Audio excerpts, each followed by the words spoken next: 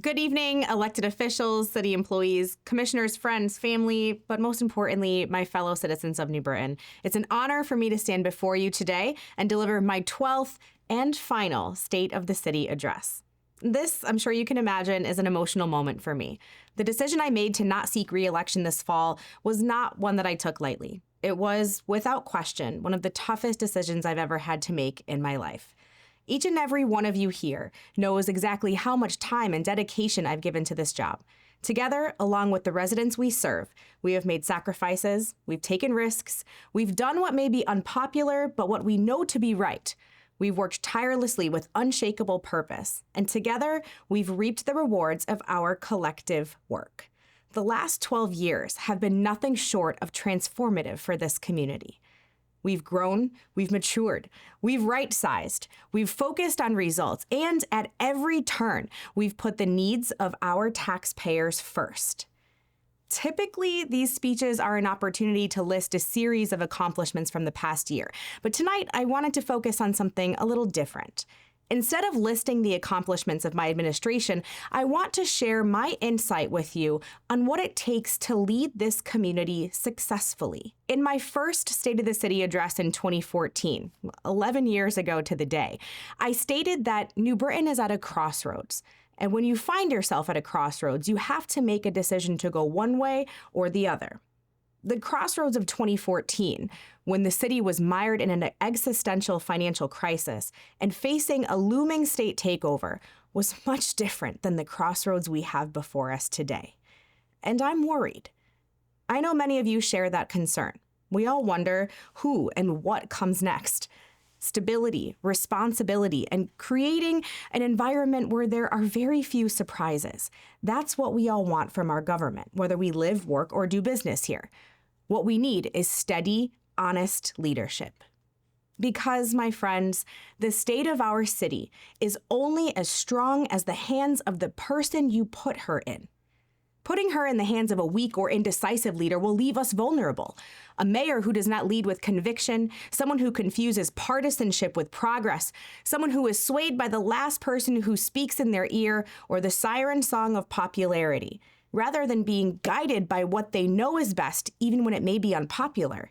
That's not leadership, and it's the fastest way to undo the progress we've made over the last 12 years. Now, you can say what you want about me, but you all know that I am the one who has made her own decisions.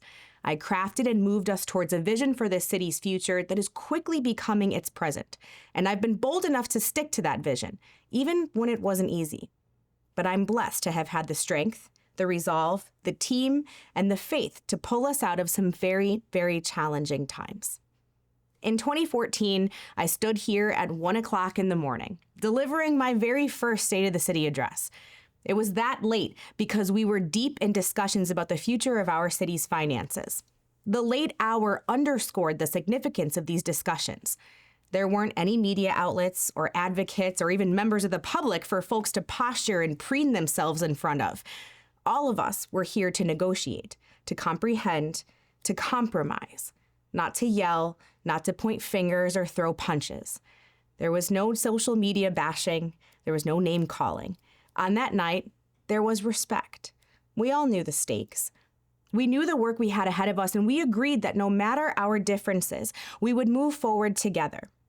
It might not have been all sunshine and rainbows, but we knew the problem, and we knew the stakes. We knew we were all in it together. But somewhere along the way, as circumstances changed, time changed, and new people were elected, many who served on this council lost that spirit of unity. They clung to the old belief that the only way for them to win was for the city to lose. So we arrived at a place where members will simply oppose whatever I propose because I'm the one proposing it, rather than having the confidence of knowing that when the city wins, we are all better because of it. We may have different letters after our names, but make no mistake, all of us, collectively, are New Britain's team. I don't have to tell you this. New Britain is a unique place. Our residents come from all walks of life, and we are a wonderfully diverse community, not just culturally, but socioeconomically.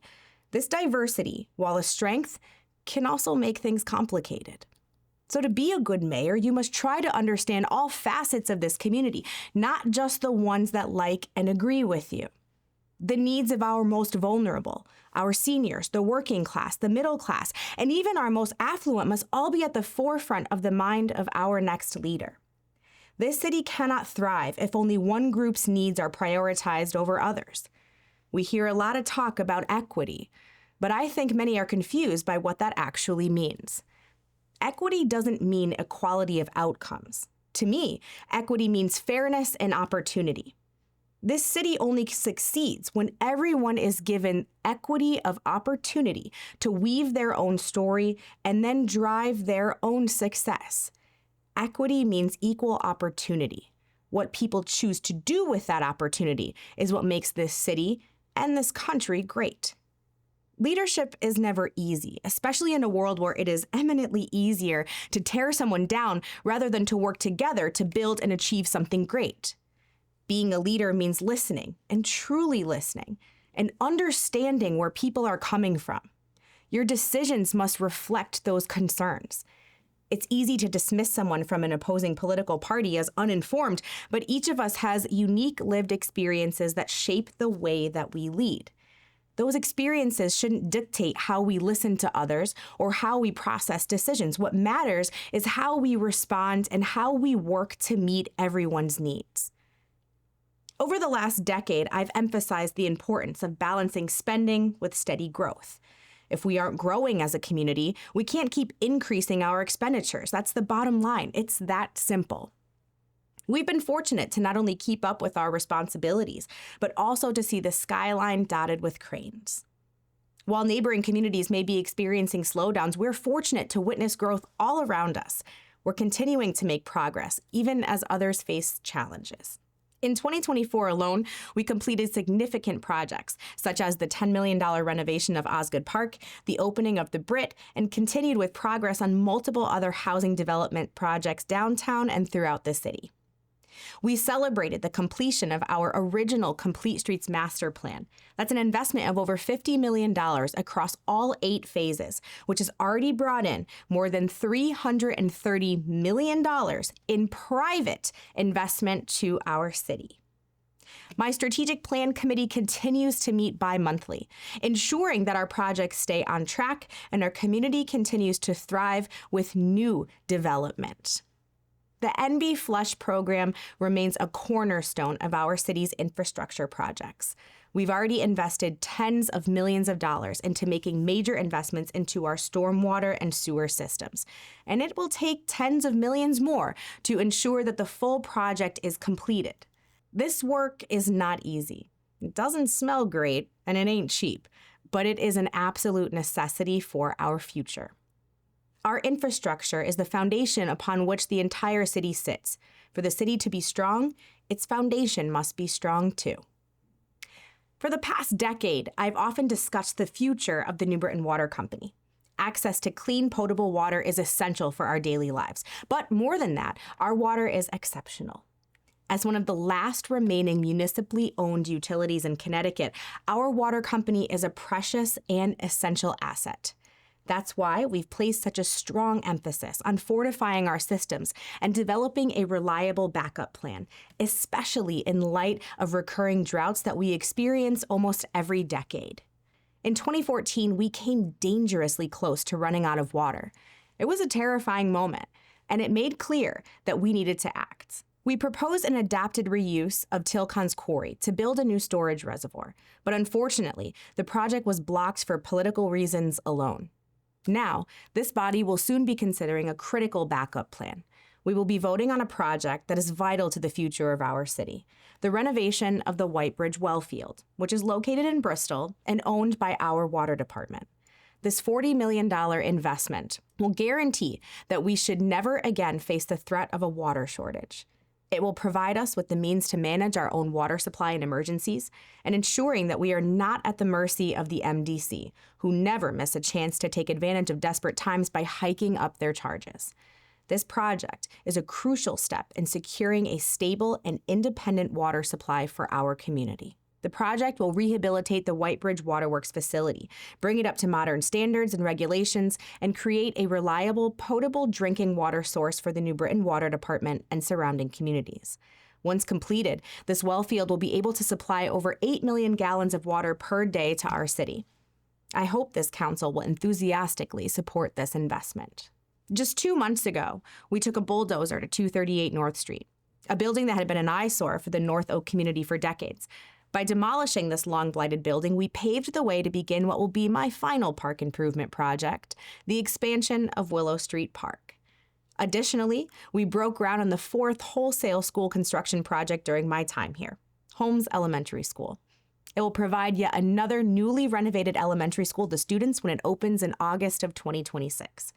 It takes a lot of work to get these projects off the ground, much more than just signing your name to a document or hammering a gavel down on a funding commitment.